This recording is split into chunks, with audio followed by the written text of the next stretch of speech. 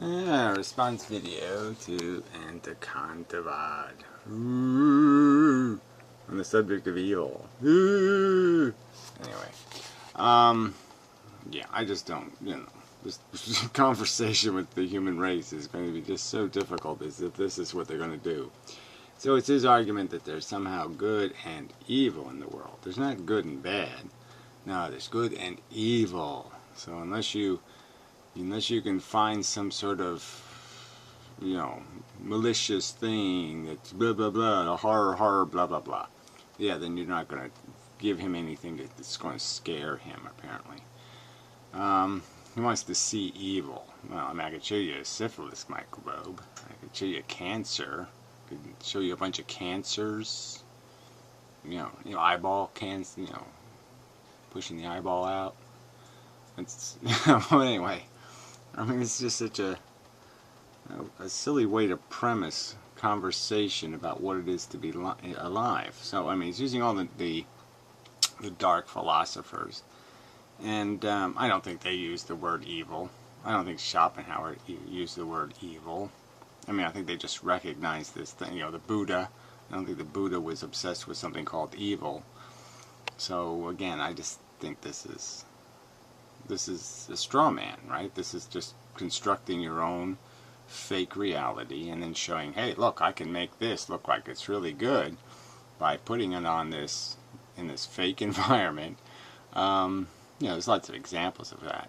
Fire is fine when you put it on top of a candle. It ain't so good when it's burning your house down.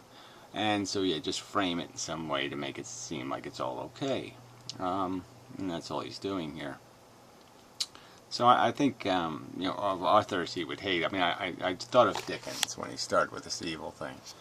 And so I just started thinking about, like, Tale of Two Cities and Christmas Carol. He would hate the Christmas Carol because, yes, that's a reformation, or a reforming of a human being through a sort of a process of analysis that you might call guilt. An analysis of my existence, what I've done in my life, how I've lived my life, and a recognition of the poor track it took, and that but it has this reclaiming your life. It's a totally positive end result from this guilt, this process of reclaiming, rebuilding yourself through that process, and so and just. The end of Tale of Two Cities is the line, it's a far, far better thing I've done than I've done it's far, far better thing than I've ever done. I guess that's the way it says. It's a far, far better rest or peace I go to. Peace, rest I go to.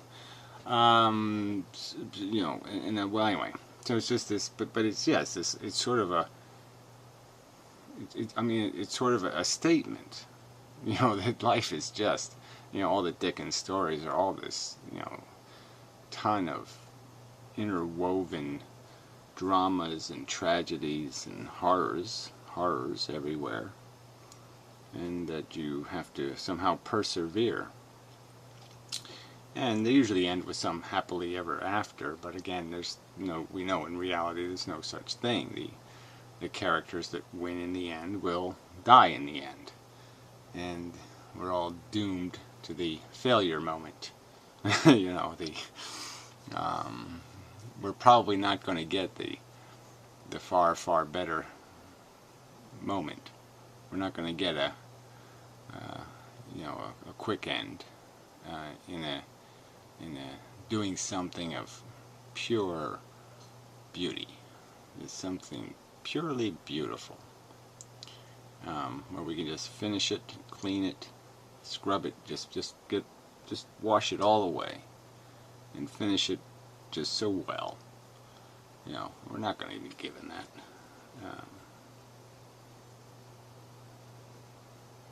And there's the irony, right? I mean, it's the end of, I mean, the only way you can do that is in some kind of way that's just going to represent some sort of very anti the game statement. It's going to certainly validate the idea that this is a very difficult game to play, and that the only real win is to make yourself useful. Is to make your is to do like in a Christmas Carol. Is not to spend your life lamenting your lost opportunities. Spend your life as in the metaphor of eternity, lamenting what you could have done with your existence if you could redo it.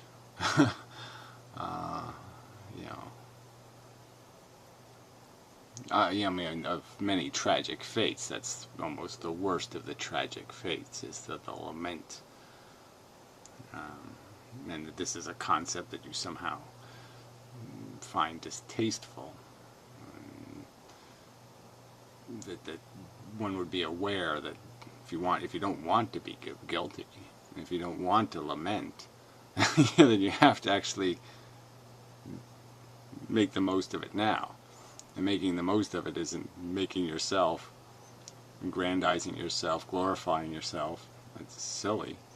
It's going to be done in the real world. It's going to be done where most of the vending machines exist. So I'll be back to that metaphor. Human welfare. That's another thing Dickens does very well, is spread the idea of being alive into so many other people. That's the beauty of his books, is they're from one character's point of view, but always in a way that makes you fully aware of the interests and reality of all the other characters. That they're all intensely alive human beings trying to eke out their comfort and satisfaction as well. And so it's a lot harder to get into this idea of without seeing the overview of how these exchanges between us have to have an efficiency to them. We have to have an efficiency to our exchanges, because we can't win. We're hurting, to hurt Pip, or destroying Tiny Tim, and then that leads to, there's no, there's no single character when you're playing this game rationally. There's just the game.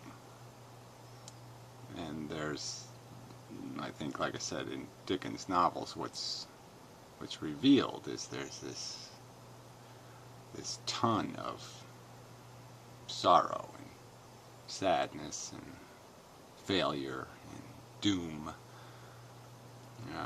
and rarely does someone squeak through all of that to have a moment where they can make it all right, correct for it, do something that compensates for some measure of it.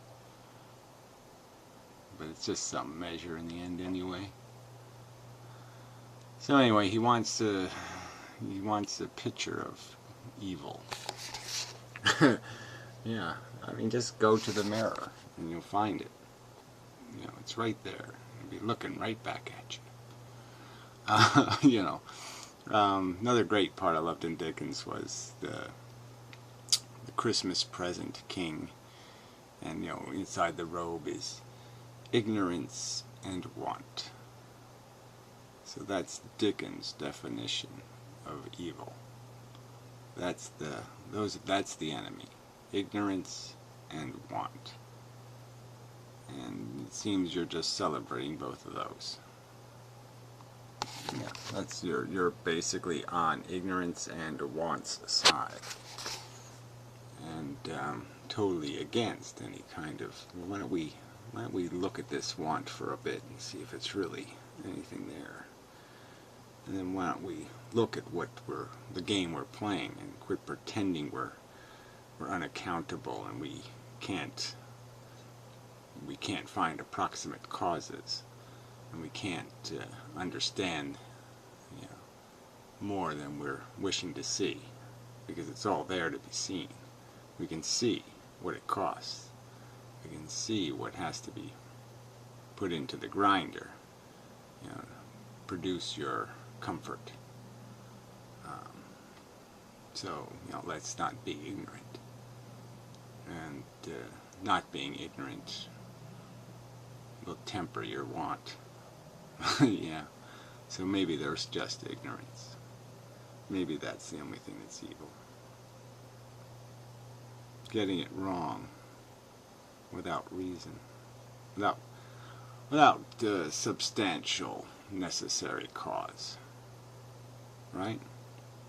There's no substantial necessary cause for 21st century men to be ignorant. To pretend they don't know God is a delusion. To pretend they don't know that crude forces in control of precious commodities is China in bull shop. Yeah, is bull in China shop is stupid. So anyway, just more. Like I said, these are all just straw men. Okay, the problem of evil, the problem of guilt. So instead you could say the problem of bad or the problem of responsibility. Accountability. Yeah, I don't think accountability and responsibility are a problem. And the way you realize is going to be, there's no way to realize you've done a wrong without having the sensation of guilt. But what is the substance that's taking place when you're experiencing the guilt? The substance is the recognition of the truth. And sometimes the truth is painful. And but ignorant men say the cost isn't worth it. And I would say that intelligent men say it's a small price to pay. Yeah. A little pain with your truth seems fair. So anyway, whatever. I don't know how to communicate with this guy. There's no way to communicate with this kind of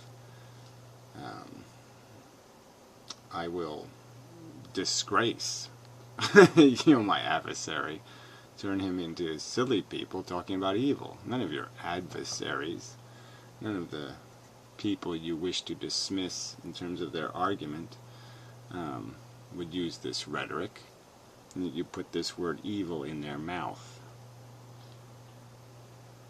Where does the Buddha talk about evil? And I thought he was a friend of yours, Buddha. So unfair. So anyway, till next time.